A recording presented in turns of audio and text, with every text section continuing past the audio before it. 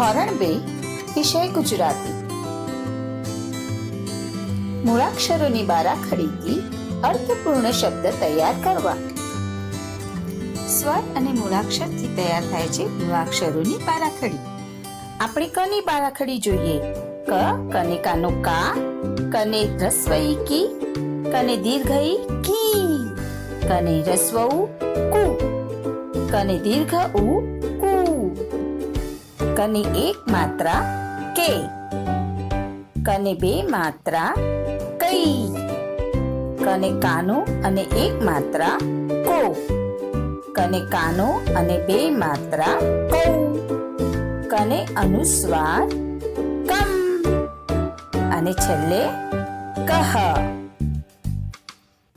તો હવે મૂળાક્ષરોની બારાખડીથી અર્થપૂર્ણ શબ્દ બનાવીએ. વ, મ, ન આ ત્રણ મૂળાક્ષર પરથી વિમાન શબ્દ બની શકે. તેના માટે વને રસ્વઈની માત્રા, મને કાનું માં, વિમાન.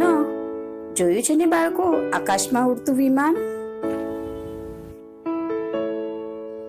ખ, ટ, ર આના પરથી ખટારો શબ્દ બની શકે.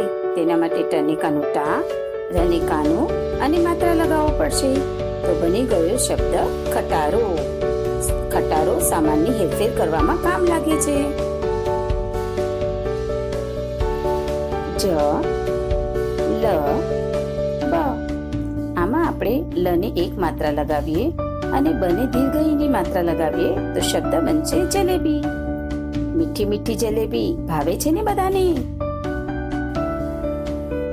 ક, ધ, દ આમાં આપણે ધ ને એક માત્રા લગાવીએ અને ડ ને કાનો અને માત્રા લગાવીએ તો શબ્દ બનશે ગધેડો. કુંભારનો મિત્ર ગધેડો. ક, ત, ર આ મૂળાક્ષરોમાં આપણે ક ને કાનો કા કરીએ તો શબ્દ બનશે કાતર, જે કાગળ કાપવામાં કામ આવે છે. તો બાળકો, તમે પણ આવા બીજા મૂળાક્ષરોમાંથી અર્થપૂર્ણ શબ્દ બનાવો.